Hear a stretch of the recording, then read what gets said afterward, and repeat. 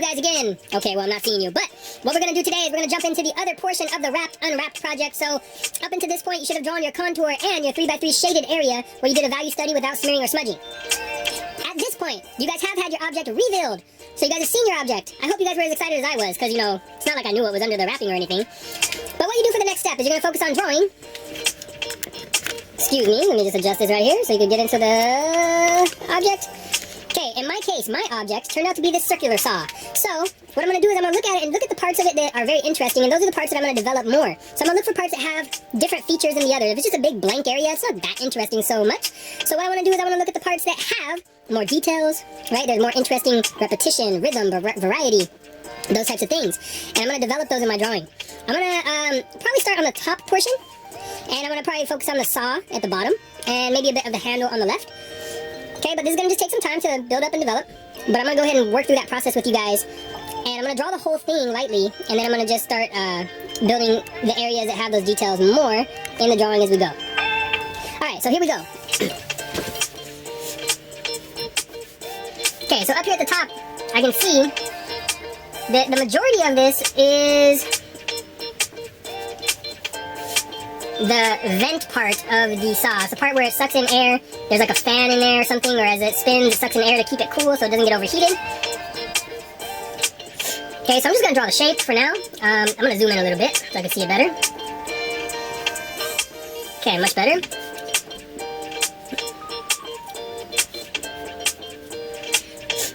Okay, so the whole idea is that I'm just focusing on the light contour of the object, and I'm just pretending like as if my rope's going over it. I'm pretending that I can kind of see through the fabric.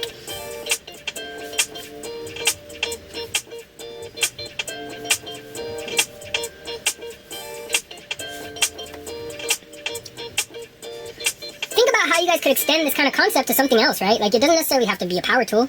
A power tool is just something that has interesting features to it. That's why most of these objects are power tools. They have parts that are mechanical. They're just interesting things to draw, but what kind of significance could wrapping the object actually have if you were to take this further and use this kind of concept, right? Why would it be wrapped? Why would you hide something underneath the wrapping?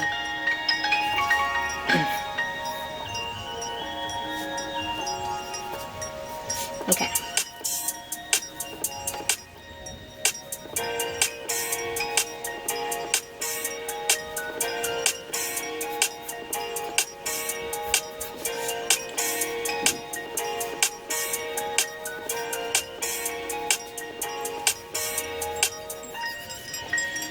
Okay, so there's a handle. Now, I have, in this particular case, I have this cord, this electrical cord, that's kind of wrapping around the whole thing. Now, I know that it was kind of pushed down when it was wrapped, but it popped up when it got unwrapped. So, I'm going to just kind of do my best to work it in along the edge here.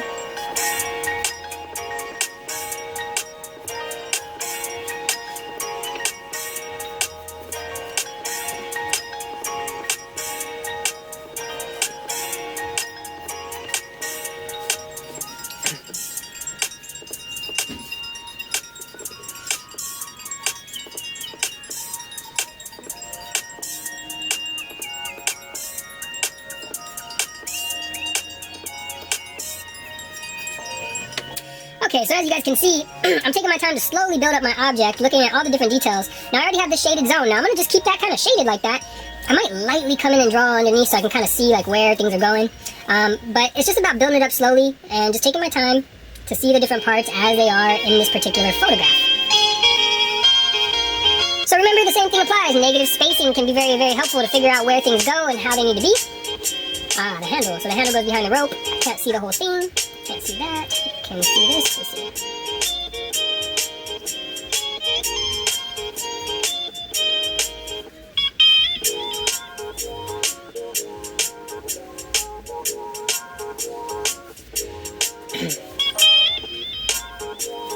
Okay, so looking at the shapes. The shapes are going to be a big part of this. Just trying to see what you actually see and incorporating those things into it. So I'm able to kind of use the edge of my fabric as a guide. I can kind of see the parts where they stick out and where they hit the edges based on my original drawing. So I'm going to just try to work with that as much as I possibly can.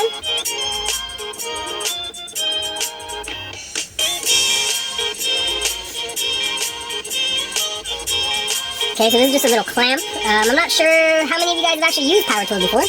There's just a little clamp to tighten up the edge that bevels to line up to your wood.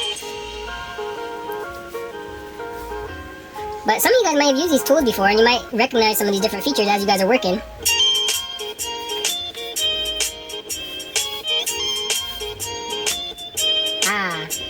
I'm gonna adjust that. And there's nothing wrong with using a ruler if you guys have a ruler and you want to utilize that. In fact, I think I'm gonna grab one right now. Okay, so we're going about from there to there, so that should be good. Let's see, I'm gonna line that up.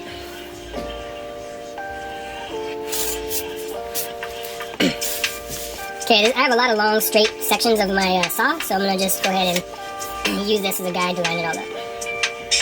So I got 1, 2, 3, 4, 5.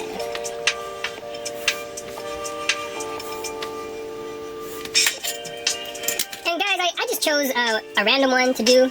I didn't choose the easiest one, so this is quite a bit of a challenge for me, because it does have some challenging features to it. So I'm gonna just go ahead and keep working at it, chiseling away, trying to get it finished.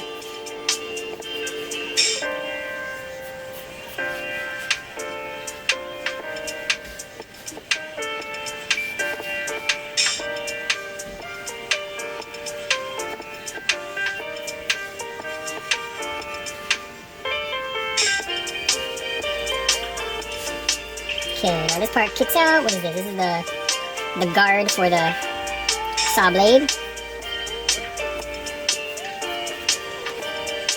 Some of that's going to be behind my rope, but I'll just draw it in there lightly for now, just so I can kind of see where it's at. Okay, there's my saw blade. This is a fun part, so let's see, this is going to come out here. So my saw blade comes out right there.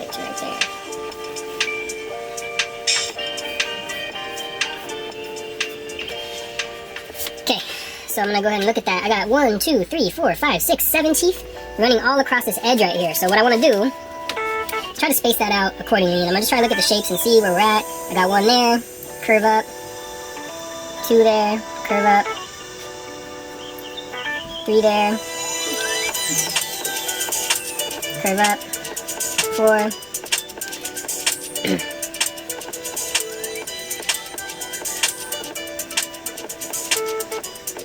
1, 2, 3, 4, 5 behind the rope. 6. Okay, so I only got 6 fit in there, so that's a little bit off. I'm gonna probably, oh no, because it goes in front of this. That makes sense. Okay, good. So it's gonna come up higher. So I'm okay. I'm actually okay. And that'll give me my 7, so that's good. Okay, so I'm gonna look at those teeth a little bit. Adjust them slightly to get them kind of more in the curve that I need. Let's see.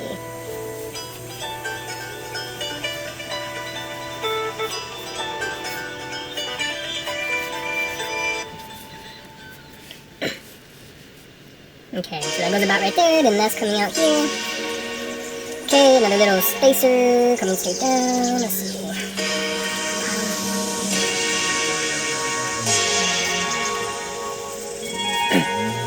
Okay, so you can see I'm using a number 2 HV pencil, which is actually giving me some pretty dark lines. I just realized that I should have gone lighter, but it's still going to be okay. My structure's in there, and I can always erase what I don't need later. I'm not too worried about it. There's my rope, so I'm going to go up a little higher. Okay.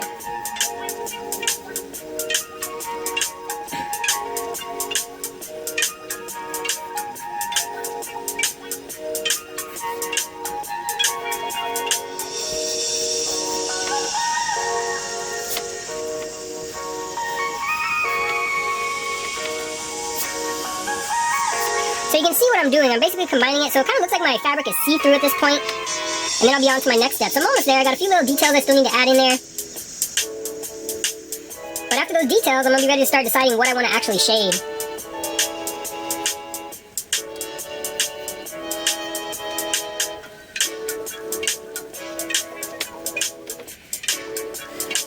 So the top edge, I got a little notch in here. I'm going to get that notch in there. Another little notch over here.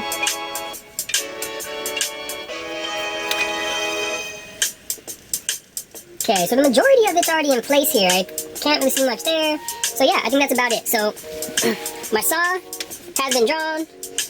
The fabric was just folded down right here. That's why I have a big old space right there. And that's what was folded underneath. But basically that's the structure of it. So my next step is going to be to get in there and start defining and deciding what I want to shade. I hope you guys enjoyed the video. Don't forget to like and subscribe. Let me try that again. Don't forget to like and subscribe. Yeah, that's much better. Alright, we'll see you guys soon. Have a good one.